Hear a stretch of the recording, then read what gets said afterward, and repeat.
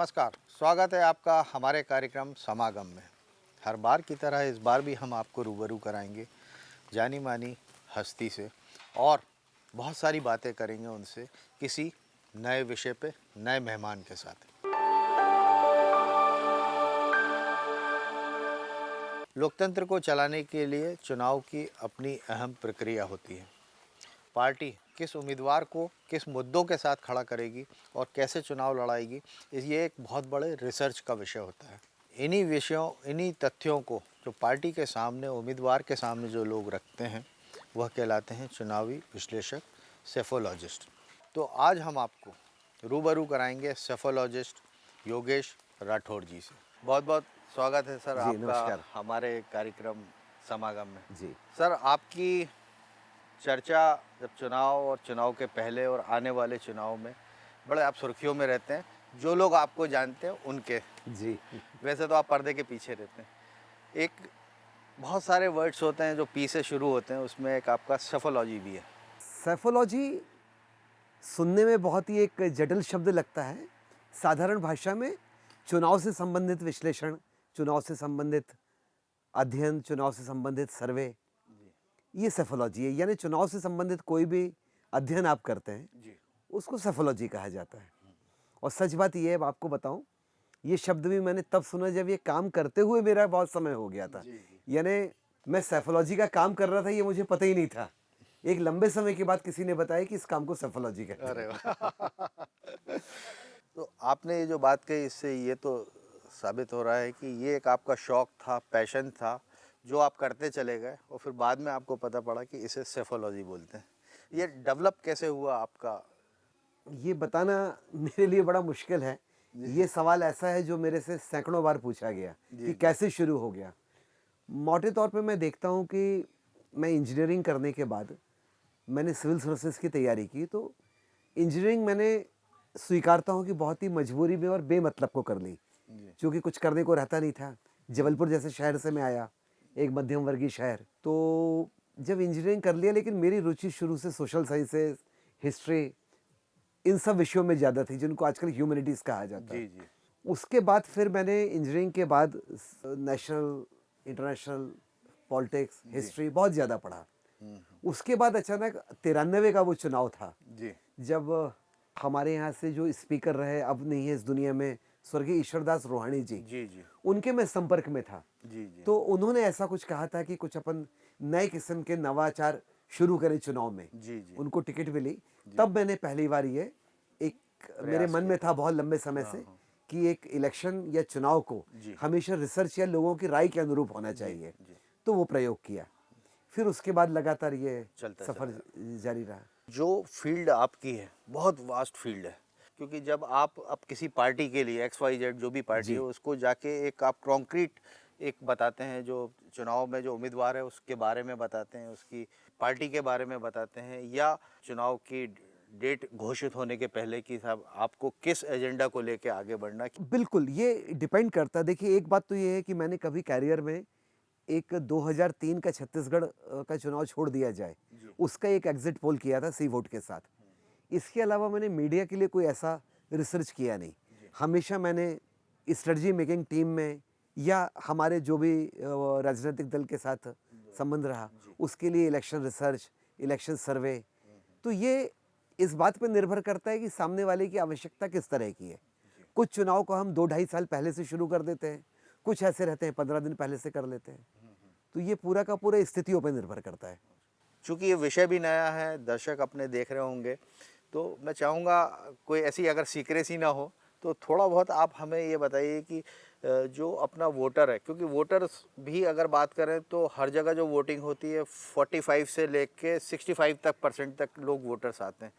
तो जब आप अलग अलग एरिया में जाते होंगे, क्योंकि आप किसी एक स्पेसिफिक एरिया को लेके बात नहीं करते, आप पूरे मध्य प्रदेश को लेके बात करते हैं, पूरे दूसरे स्टेट को लेके बात करते हैं। तो जैसे अगर हम फर्ज करिए, फॉर एग्जांपल अगर मैं बात करूं, भोपाल क्षेत्र की बात करूं, हुजूर की अगर बात करूं, तो वहाँ पे एक मिक्स क्राउड है जी, हर तरह का क्राउड है, ऑफिसर्स भी हैं, वो भी हैं, सब तरह के। तो आप किस तरह के सैंपल्स लेके? ये वाकई बाहर से बहुत ही जटिल लगता है जी, लेकिन मैं नहीं मानता कि ये कोई रॉकेट साइंस जैसी चीज़ की बहुत ही अनहोनी कोई बात है। मैंने अब तक 15 राज्य किए, 100 से ज़्यादा चुनाव किए। जी कमोबेश वही मेथोडोलॉजी या अध्ययन पद्धति है जो एक राज्य में लागू होती वो दूसरे राज्यों में लागू होती है। जी दूसरा राज्य कुछ मायनों में हर राज्य जैसा होता है और हर राज्य भी पूरा समांगी नहीं होता, उसके भीतर भी विविधता होती है। जी यानी ये जो विविधता का तत्व है, आप ऐसे मत समझिए कि एक राज्य बदल गया तो विविधता हो गई। एक राज्य के भीतर भी विविधता हो सकती है और राजनीतिक पैटर्न को लेके कई राज्यों में भी समानता हो सकती है। तो मोटे तौर पे जैसे आपने कोई भी एक हम विधानसभा की बात करें, उसका हमको अध्ययन करना है, तो सबसे पहले तो हम पिछले आंकड़ों का तो विश्लेषण करते ही करते हैं। जब हम फील्ड पे जाते हैं तो हम उसको सोशो इकोनॉमिकली और ज्योग्राफिकली 3 या 4 सेक्टर में डिवाइड कर लेते हैं। यानी हम कोशिश करते हैं कि वहाँ का जो सोशियो पॉलिटिकल पैटर्न है उसके अनुरूप करने वाला एक ज्योग्राफिकल एरिया क्या होगा। वो कई बार 2 विकास खंड भी हो सकते हैं, कई बार नदी के इस पार और उस पार का भी एरिया हो सकता है, कई बार वो पहाड़ के ऊपर और नीचे का भी एरिया हो सकता है, और कई बार ये भी हो सकता है कि एक जगह एक पर्टिकुलर इकोनॉमिकल प्रोफाइल वाले लोग अलग रहते हैं और ठीक रोड के इस तरफ दूसरे किस्म के इकोनॉमिकल प्रोफाइल के लोग रहते हैं। मैं ऊपर नीचे की बात नहीं कर रहा हूँ, उच्च निम्न की बात नहीं कर रहा हूँ। यानी हम पहले वो कॉमन फैक्टर से एक ज्योग्राफिकल बाउंड्री करते हैं जो लोगों को एक परिवेश में जोड़ती है। उसके बाद फिर हम उसके अनुरूप, यानी एक विधानसभा में मोटे तौर पे जाति के अनुरूप, क्षेत्र के अनुरूप कितना प्रतिनिधित्व मिलता है, उसके अनुरूप फिर हम लोगों से उनसे बात करते हैं।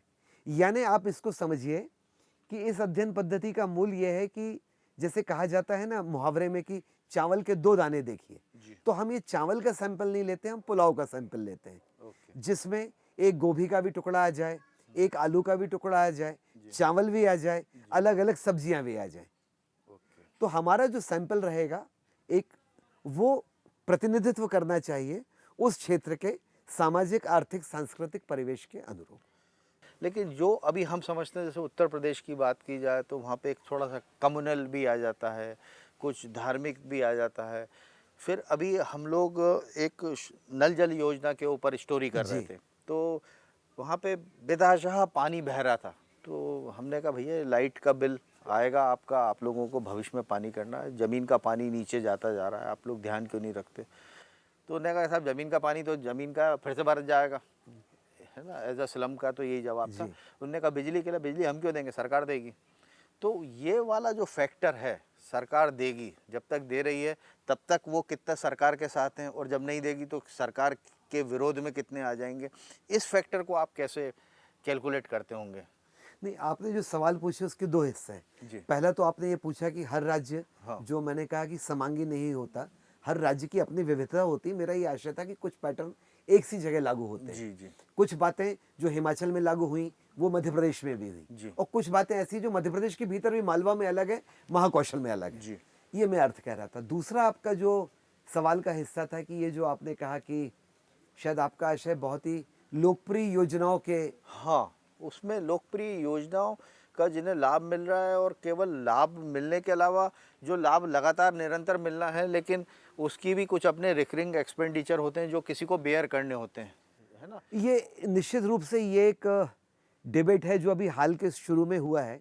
लेकिन लाभार्थी पर आधारित राजनीति और फिर लाभार्थी पर आधारित चुनाव, ये कोई नई बात नहीं है। और एक वेलफेयर स्टेट में, एक लोक कल्याणी समाज की हम जब बात करते हैं, हमने जो व्यवस्था अपनाई है, तो आखिर हम समाज के लिए कुछ काम कर रहे हैं और व्यवस्था समाज के लिए काम कर रही है, तो वो लाभार्थी ही हुआ।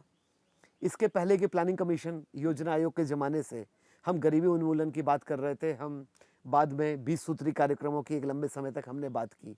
उसके बाद तो ये कोई भी व्यवस्था हो, कोई भी तंत्र हो, वो यदि वेलफेयर स्टेट के काम कर रहा है तो आखिर वो लोगों के लिए काम कर रहा है। और यदि अपने किए हुए कामों का हम मूल्यांकन क्या करते हैं, चुनाव में हम यही तो बात करते हैं ना दुनिया भर में, कि हमने ये काम किया या हम ये काम करेंगे, इसलिए आप हमको वोट करिए।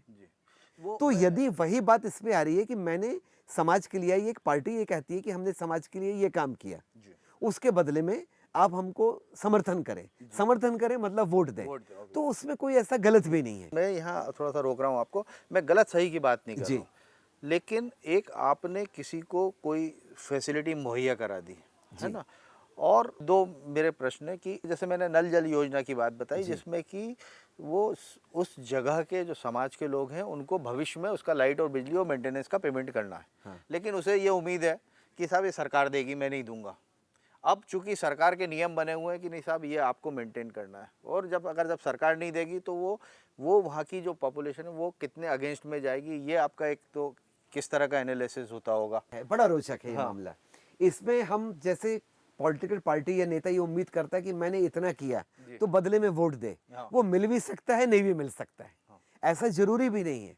कई मैंने ऐसे राज्य देखे, कई इवन हर राज्य के ऐसे क्लस्टर दिए कि जहां एक योजना का बेनिफिशियरी तो वोट दे रहा है, लेकिन उसी योजना का एक दूसरे इलाके में, इसको आप ऐसे समझिए पूरे दृश्य को कि कोई एक चीज आपको वोट नहीं दिलवाती है।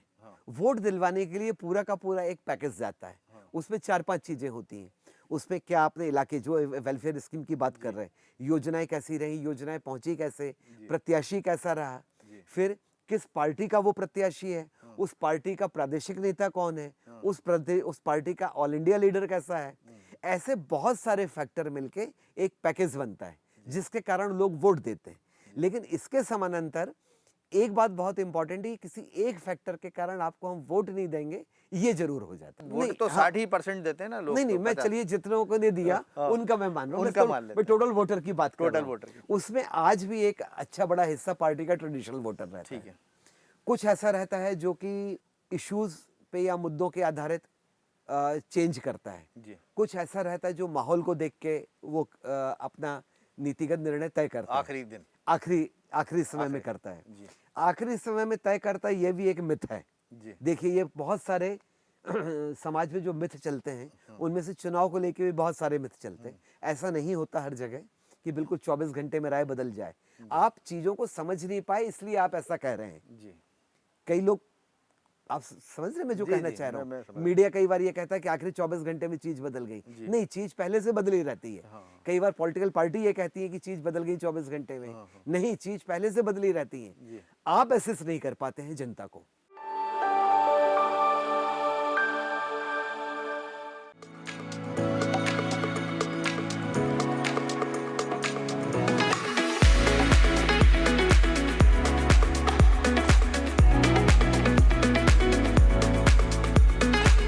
खूबसूरत जगह है। मैं आया था यहाँ पे, आके तो खो गया था बस। मैंने कहा यहीं करेंगे हम ये इवेंट।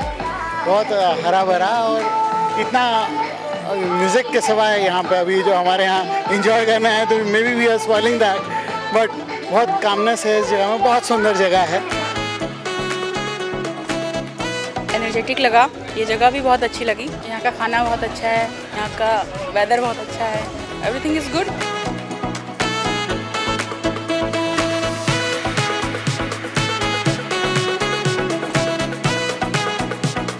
मतलब सच ए ब्यूटीफुल प्लेस। और ये मेरी सेकंड विजिट है यहाँ पे, लेकिन फर्स्ट विजिट और सेकंड विजिट में मैंने ये देखा है, सेकंड विजिट में तो ये आपने स्वर्ग बना दिया है इसको। इस बार तो मतलब इट्स ए मार्वलस। मतलब आपने ये जो even government of Madhya Pradesh को मैं तो चाहता हूँ कि वो खुद टेक ओवर करे क्योंकि इतना अच्छा प्लेस है ये।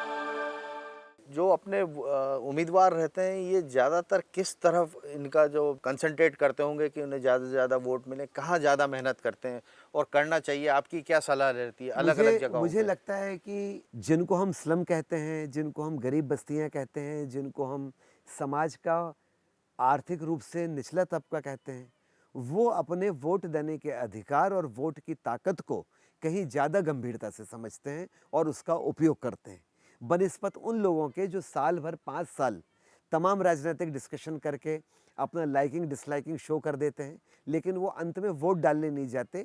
चुनाव के दिन वो पिकनिक पे जाना, अपनी आउटिंग करना, फिल्म देखना या रिश्तेदार के यहाँ जाना ज़्यादा पसंद करते हैं। चुनाव की अगर बात की जाए तो एक निरंतर चलने वाली प्रक्रिया, मोदी जी चाह भी रहे हैं कि सारे चुनाव एक साथ हो जाए तो बहुत समय भी बचेगा, पैसा भी बचेगा, One जो कि nation, शायद one संभव election। नहीं है, दुर्भाग्य है देश का। तो आपकी जो स्ट्रेटजी रहती है, अगर सांसद का चुनाव है, लोकसभा का चुनाव है, तो उस समय आपका जो मोड ऑफ ऑपरेंटेसी रहती है वो किस तरह की रहती है, किस तरह की कार्य प्रणाली रहती है, क्या रणनीति रहती है आपकी? चुनाव के भीतर भी, चाहे वो सांसद का चुनाव हो या पार्टी सिंबल पे होने वाला नगर पालिका का चुनाव हो, पार्षद का चुनाव हो, मैं हर चुनाव को उसी शिद्दत से, उसी गंभीरता से करता हूँ जिससे मैं सांसद का करता हूँ। तो मेरे लिए कोई ऐसी अलग रणनीति नहीं है। मेरे लिए मूल रणनीति हर चुनाव में यही है, चाहे वो पार्षद का हो, चाहे वो सांसद का हो, जो भी मेरा टारगेट एरिया है, कि मैं बहुत अपनी टीम के साथ बहुत गहराई से लोगों की राय समझ सकूं कि लोग इस समय इस चुनाव को लेके उस इलाके में क्या सोच रहे हैं और उसके अनुरूप क्या रणनीति हो सकती है। तो जिस व्यक्ति या जिस संस्था ने मुझे काम दिया है उसके लिए एक ईमानदारी से एक ऐसा प्रयास हो सके जिससे कि उसको लाभ हो। ये मेरा चाहे कोई भी चुनाव हो, लक्ष्य मेरा यही रहता, क्षेत्र को समझना, उसके अनुरूप रणनीति का निर्धारण करना और हमारे उस रणनीति से जिस व्यक्ति ने मुझसे सेवाएं ली हैं उसका लाभ हो। अच्छा सर, एक आपने एक अपना प्रोसेस चालू किया, एक आपकी रणनीति बनी जो बनती चली जा रही है और उसके बाद आप ही इसी के पैरेलल में एक पार्टी एक्स पार्टी वाई के खिलाफ डिजिटल कैंपेनिंग नहीं बोलेंगे आजकल, डिजिटल मार्केटिंग बोलेंगे, वो कैंपेनिंग वर्ड खत्म हो गया, मार्केटिंग, जिसमें किसी को उन्होंने आउटसोर्स कर लिया और वो उलूल जुलूल कुछ तो भी व्हाट्सएप और फेसबुक और इंस्टाग्राम पे, चाहे वो उसकी तारीफ़ कर रहा हो चाहे वो कर रहा हो, तो वो उसको आप लोग कैसे काउंटर कर पाते होंगे? क्योंकि वो कहीं ना कहीं एक समाज में इफेक्ट तो डालता ही होगा, ब्रेन वॉश तो करता ही होगा किसी ना किसी लेवल पे। बिल्कुल, एक माहौल तो कम से कम बनाते ही बनाता है जी। अब देखिए, उससे अब बचा नहीं जा सकता। बहुत सारे चुनाव की प्रक्रियाएं, चुनाव कैंपेन के हिस्से जो अमेरिका में 10 साल पहले हुआ वो हमारे चुनाव में बाद में देखने को मिला। जी। ये चीज़ तो रहेगी और जितना हमारा समाज विविध है, जितना मल्टी कलर है, मल्टी टियर है, उतना ही बहुरंगी हमारे चुनाव भी हैं। तो सारी चुनाव की धाराएं, सारी चीज़ें हमेशा एक साथ उपस्थित रहेंगी। हो सकता है अगले इलेक्शन में कोई दूसरे मोड में आ जाए। एक इलेक्शन था जिससे फेसबुक का बहुत जोर था, बाद में फेसबुक का जोर नहीं हुआ। पिछले 2-3 चुनाव में इंस्टा और व्हाट्सएप चलने लगा। एक ट्विटर की अलग दुनिया है, एक बहुत बड़ी दुनिया ट्विटर को। ऐसा लगता है कि हम ही इस देश की राजनीति को चला रहे हैं, लेकिन ऐसा है नहीं, नीचे नहीं दिखता है। तो मैं कह रहा हूँ ना, इसकी जो बहुरंग है, अलग अलग रंग है, ये सारे रंग अपनी समान इंटेंसिटी के साथ समान रूप से उपस्थित रहेंगे। आपका बड़ा लंबा सफ़र रहा है, 93 से लेके आज तक 31 साल के करीब लगभग होने आ रहा है जी, है ना? 30 इयर्स होगा। तो कुछ ऐसा कुछ बताएं कि जिसमें आपको बहुत सेटिस्फेक्शन मिला और कहीं ना कहीं एक डिससेटिस्फेक्शन, दोनों का आप एग्जांपल। ये तो कहा नहीं जा सकता कि साहब हर चीज़ जब भी होती है 100% सही हो सकती है। पहले आप बताइए कि जब आपको एक डिससेटिस्फेक्शन मिला हो और आपको लगा हो कि यार कहाँ गलती हो गई, एक वापस एनालिसिस की ज़रूरत है। आप यदि एक चुनाव का एक राज्य लें तो उसमें एक प्रादेशिक स्तर पे या राष्ट्रीय स्तर पे संतुष्ट भी हो सकता हूँ, लेकिन उसमें हम यदि अलग अलग क्लस्टर में करेंगे तो ये दोनों तत्व लगभग एक साथ हर चुनाव में रहते हैं। चुनाव मेरे लिए कोई, देखिए, मीडिया का फोरकास्ट जैसा मैं काम नहीं करता हूँ कि इतनी सीट मैंने बोली थी, इतनी सीट आ गई तो हम हो गए कि सेटिस्फाइड कि मेरा फोरकास्ट सफल रहा। मैंने इतनी सीट बोली थी, इतनी नहीं आई तो मैं असफल हो गया। मैं इस तरह का फोरकास्ट का काम नहीं कर रहा हूँ। तो हमेशा जब भी आप किसी चीज़ की रणनीति बनाएंगे, आप प्लानिंग करेंगे, तो हमेशा आपको संतुष्टि का तत्व ही रहेगा, उसी के समानांतर असंतुष्टि का तत्व भी रहेगा। एक मैंने बहुत बड़ा राज्य किया था, पूरे राज्य में हमने केवल 2 सीटें जीती। जी कहने को ये बहुत असंतुष्ट वाली चीज हो सकती, लेकिन मुझे पता था कि ये सीटें हम भले ही 2 या 3 जीते हैं, लेकिन वोट शेयर हमने इतना ले लिया कि अगली बार जब भी चुनाव होगा, मैं करूं ना करूं कोई करे, लेकिन हमको अपने आप उसमें अप्रत्याशित सफलता मिलेगी। और वो हुआ, 5 साल के बाद चुनाव हुआ। कई बार ऐसे भी चुनाव हुए कि जहां लगभग हमारा सक्सेस रेट 97% रहा। एक उत्तर भारत का एक राज्य है, लेकिन मुझे पता है कि उसमें से छोटे राज्य में भी 4 सीट ऐसी थी जो मुझे लग रहा था कि जीतेंगे, लेकिन वो हार गए, और जो 4 ऐसी लग रही थी कि जो हार गई थी वो जीतेंगे। तो मैं आज आपके सामने किसी एक बहुत बड़ा दावा कर दूं कि मेरा सक्सेस रेट नहीं, सक्सेस रेट जैसी चीज कुछ नहीं है। आप वस्तुस्थिति है, से मैं आप ईमानदारी अवगत- से आपको कह रहा हूँ, अवगत कराते हैं आप। ईमानदारी से आपको कह रहा हूँ आपके इस चैनल पे कि हर चुनाव के कुछ तत्व आपको बहुत संतुष्ट करते हैं, कुछ अच्छे तत्व बहुत असंतुष्ट करते हैं। एक और मेरा प्रश्न था कि 93 से 30 सालों का जो आपका सफ़र था, कई बार नई नई चीज़ें आ जाती हैं, जैसे डिजिटल मार्केटिंग की बात कर रहे हैं, डिजिटल कैंपेनिंग की बात कर रहे हैं, फिर कई बार ऐसा हो जाता है कि राजीव जी चले गए तो इमोशनल कार्ड एक सामने आ जाता है। तो ये इस तरह के बदलते परिवेश आपने देखे होंगे, तो उससे आप किस तरह का? बिल्कुल, लेकिन जो फंडामेंटल अंतर देखा 2003 तक हमको, जैसे हम वोटर से बात करते थे, 2008 तक भी मैं कहूँगा, समझाने में बड़ा मुश्किल जाता था कि आप क्यों जानना चाह रहे हैं कि हम किसको वोट देंगे। लगभग 8 के बाद से 13 के आसपास से ये चीज हो गई, लोगों को पता लगने लगा कि हाँ कोई है जो सर्वे करता है। 2003 वाले चुनाव में तो लोग उल्टा पूछते थे, आप कौन है, आप क्यों आ गए, आपकी क्या आइडेंटिटी, आप क्यों कौन पूछ हैं, रहे हो? आप क्यों ये पूछ रहे हैं। बिल्कुल।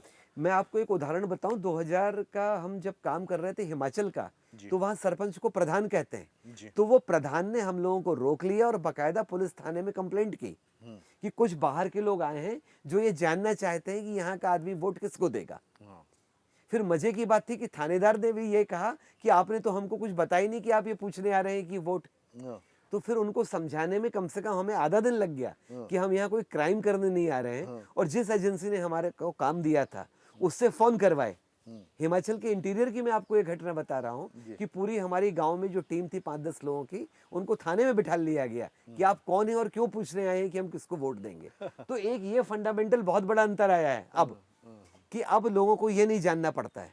दूसरा, इसी एस्पेक्ट में मैं आपको बताऊं बहुत रोचक बात, कि पहले हम लोगों को झिझक लगती थी और लोगों को बताने में झिझक लगती थी कि आप किस कास्ट के हैं। जब हम जाति के अनुसार विश्लेषण करते थे तो कॉलम एक भरते थे कि आप किस कास्ट के हैं।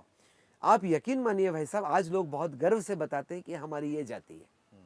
भले ही सामाजिक स्तरीकरण में वो जाति कहीं भी हो, लेकिन हर व्यक्ति अपनी जाति को बहुत गर्व से बताता है। तो अब एक ये बहुत बड़ा अंतर आया है। दूसरा, ये एक जो अंतर आया है कि अब जो अनिश्चितता है चुनाव के पैटर्न को पकड़ने की, वो दिनों दिन और चुनाव के पास आती जा रही है। यानी पहले जो चीज 1 महीने पहले समझ में आ जाती थी, आज अपन को आपको काफी उसमें एक अनिश्चितता का जो फैक्टर है वो बहुत ज्यादा है। और नो डाउट मीडिया और सोशल मीडिया का अपना प्रेशर है, वो बहुत ज्यादा रहता है, जो आपके काम को डेविएट करता है, रोकता है, क्योंकि चीजें और कहीं जाती हुई हैं और मीडिया में और कुछ दिखता है। Digital marketing, digital media, social media से कितनी मदद और कितना आपके लिए फ़ायदेमंद हो पाता होगा ये? डिजिटल मीडिया से ज़्यादा जो टेक्नोलॉजी में चेंजेस हुए जी। उससे हमारे काम में काफ़ी फ़र्क पड़ा है। जैसे कि अब व्हाट्सएप के आने से रिपोर्ट का फॉर्मेशन, इंटीरियर में लोग हैं, मोबाइल कनेक्टिविटी बहुत ज़्यादा बढ़ी, तो तुरंत के तुरंत जिन चीज़ों के रिपोर्ट फॉर्मेशन में हमको 1 हफ्ता लगता था, आजकल फील्ड पे सीधे रिपोर्ट है, वो हो जाती है। दूसरी बात यह है कि टीमों की मॉनिटरिंग, कि कौन कहाँ गया, किस एरिया में गया, तो वो बहुत जल्दी हो जाता है। फिर सोशल मीडिया से हमको एक ट्रेंड को समझने में और ट्रेंड के एनालिसिस में और मदद मिलती है। यानी सोशल मीडिया हमारे लिए एक एडिशनल टूल हो गया है, जिससे कि लोगों के मनोभावों को, क्या प्रवृत्तियां, क्या राजनीतिक पैटर्न चल रहा है, विशेषकर किस तरह की प्रवृत्तियां समाज में इस समय वोकल है, मुखर है, उनकी पड़ताल करने में बहुत सुविधा हुई है।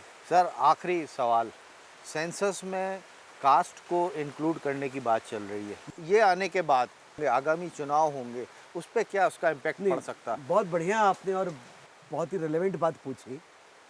देखिए, एक तो हम ये स्वीकारें कि जाति हमारे समाज की सबसे बड़ी सच्चाई है। हम पसंद करें नहीं करें, कास्टिज्म के अपने फायदे नुकसान, आप कास्टिज्म के विरोध में हो सकते हैं, लेकिन आप कास्ट को इग्नोर नहीं कर सकते, आप उपेक्षा नहीं कर सकते। और चुनाव के संदर्भ में भारतीय राजनीति में आप जाति की आप उपेक्षा कर ही नहीं सकते, न जाति के आधार जाति को विहीन करते हुए आप चुनाव लड़ सकते हैं, ना आप कोई चुनाव का विश्लेषण कर सकते हैं। और यदि कोई ये कहता है तो वो अपने प्रति या अपने विश्लेषण के प्रति अन्याय कर रहा है। अब ये जो आपका सवाल हुआ, निश्चित रूप से जब जाति आधारित आंकड़े ऑफिशियली सामने आएंगे, अभी भी हर इलाके में हर विधानसभा में लोग दावा करते हैं हमारी जाति के इतने लोग हैं इसलिए इसको टिकट देना चाहिए, ये जाति के उतने लोग नहीं है। लेकिन जैसे ही उसको वैधता मिलेगी उस आंकड़े को, अभी सारा का सारा अनुमान पे आधारित है और उसका कोई कानूनी जामा नहीं, फैब्रिकेटेड भी हो सकता है। जैसे ही ये वैधता मिलेगी तब मुझे लगता है कि राजनीतिक दलों को प्रत्याशी चयन में और अधिक दिक्कत होगी और अधिक संघर्ष करना पड़ेगा।